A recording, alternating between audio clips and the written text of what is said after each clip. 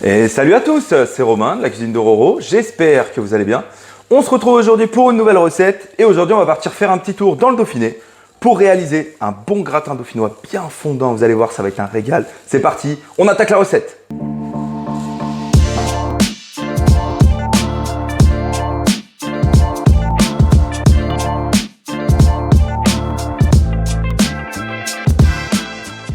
Pour réaliser cette recette, il ne va pas vous falloir grand chose. Bien entendu, il va vous falloir des pommes de terre. Là, j'ai à peu près 2 kg de pommes de terre.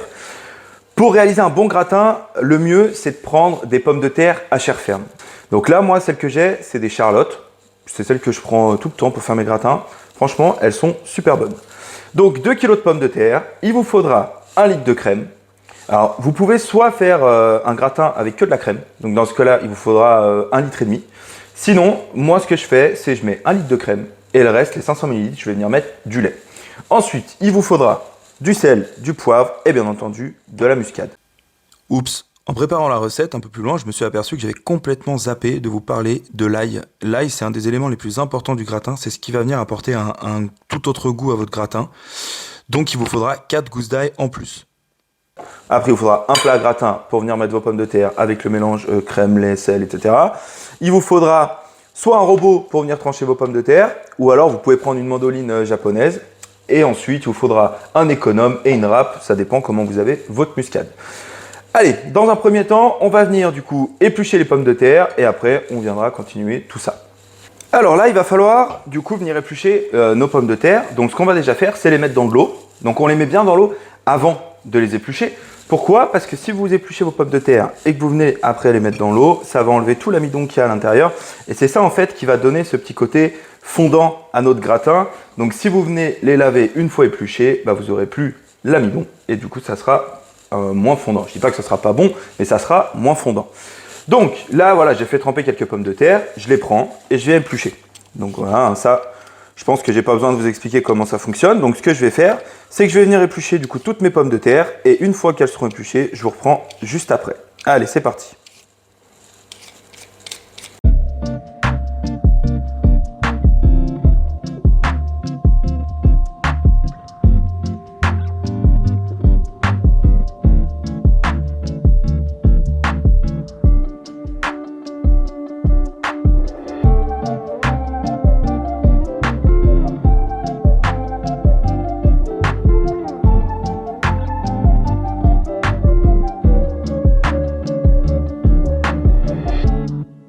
Et voilà, donc là, maintenant que vos pommes de terre, elles sont épluchées, ce qu'il va falloir faire, c'est venir les trancher. Donc je vous ai dit deux options, soit vous prenez une mandoline japonaise, soit vous prenez un robot. Bon, en l'occurrence, je vais venir prendre mon robot, qui est vieux, qui est un peu cassé dans tous les sens, mais il fonctionne encore.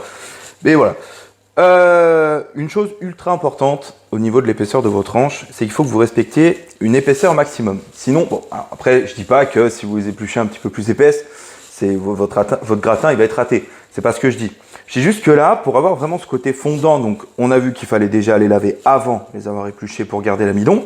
Et ensuite, plus vous allez faire des tranches fines, plus votre gratin il sera fondant. Donc là, ce qu'il faudrait faire, c'est faire des tranches de 2 mm maximum d'épaisseur. Moi, par exemple, sur mon robot, j'ai une lame là qui est à 1,2 mm d'épaisseur. Mais voilà, ce qui est important, c'est de ne pas dépasser 2 mm.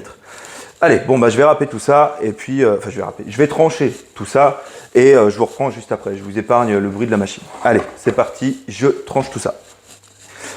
Maintenant que mes pommes de terre sont tranchées et qu'elles sont en place dans mon plat, je vais venir y mettre de côté et on va venir passer du coup au mélange crème-lait avec les différents petits ingrédients qu'on va mettre dedans. Vous pouvez, si vous aimez vraiment le goût de l'ail, préparer la veille les pommes de terre avec l'ail, avec le sel, le poivre, etc. Ça va permettre à la chair de la pomme de terre d'imprégner encore plus les arômes. Et là, par contre, il faut vraiment aimer l'ail parce que ça sera vraiment très fort en ail. Donc là, je vais venir mettre mon lait. Tac, voilà, donc 50 centilitres. Voilà, 50 centilitres de lait, ça agite partout. Et hop,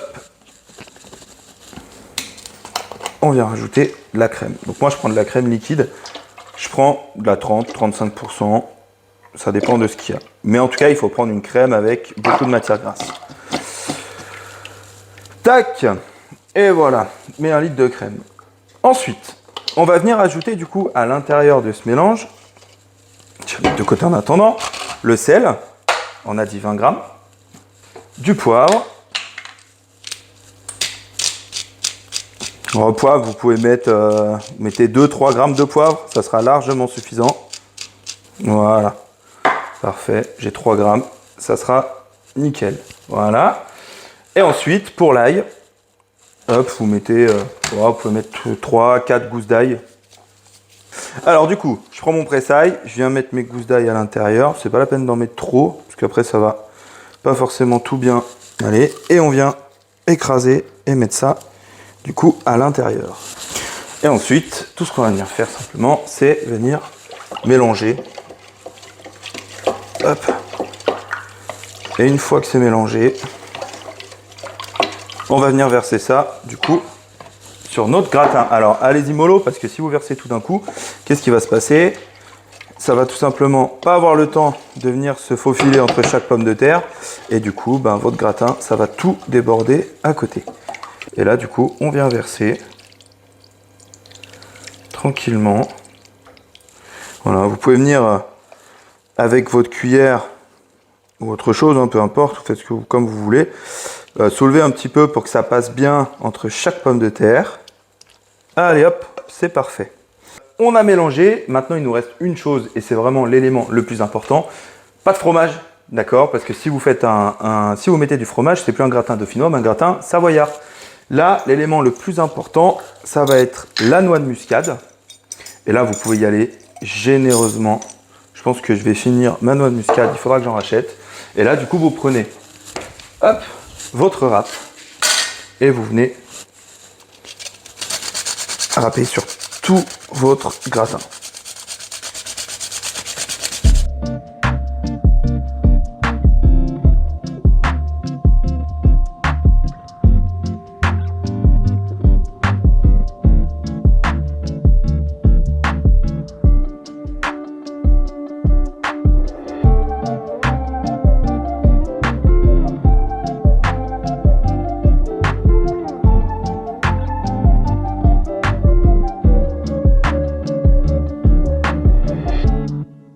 Et voilà. Donc là, en soi, notre gratin il est terminé. On va juste rajouter une petite touche par-dessus, en plus de la muscade. On va venir mettre un petit peu de beurre. On va mettre des petits cubes de beurre un petit peu à droite à gauche. On va mettre on va faire ça. 1, 2, 3, 4, 5, 6. On va recouper encore un petit peu. Voilà. Normalement, on est bon. Je vais l'emmener un peu par là. 8, 9, 10, 11. J'ai bien compté. 2, 4, 6, 8, 10. 10, pardon, je ne sais plus compter. Voilà, vous voyez, j'en ai mis un petit peu partout. Et là, maintenant, on va enfourner ça à 150 degrés pendant au moins 1h30. Allez, moi, mon four, il est déjà préchauffé. J'ai plus qu'à enfourner ça dans le four et je vous reprends une fois que c'est cuit. Et voilà, après 1h50 de cuisson, mon gratin est prêt. Donc, j'ai vérifié à l'aide d'un couteau. J'ai planté un peu partout pour vérifier si les pommes de terre étaient cuites. Donc il fallait que le couteau il puisse s'enfoncer tranquillement sans avoir à trop forcer. Et bien entendu que ça ne reste pas collé. Vous voyez là si je passe partout, je force à peine, ça traverse sans aucun problème. Donc on retrouve bien cette petite croûte là, dorée qu'on a sur le dessus. Donc vous voyez on n'a pas besoin de mettre de fromage pour que ça vienne gratiner. Ouais, gratiner. Et du coup bah, je m'en suis servi une part dans l'assiette pour goûter tout ça. Donc on va voir, peut-être encore un petit peu chaud.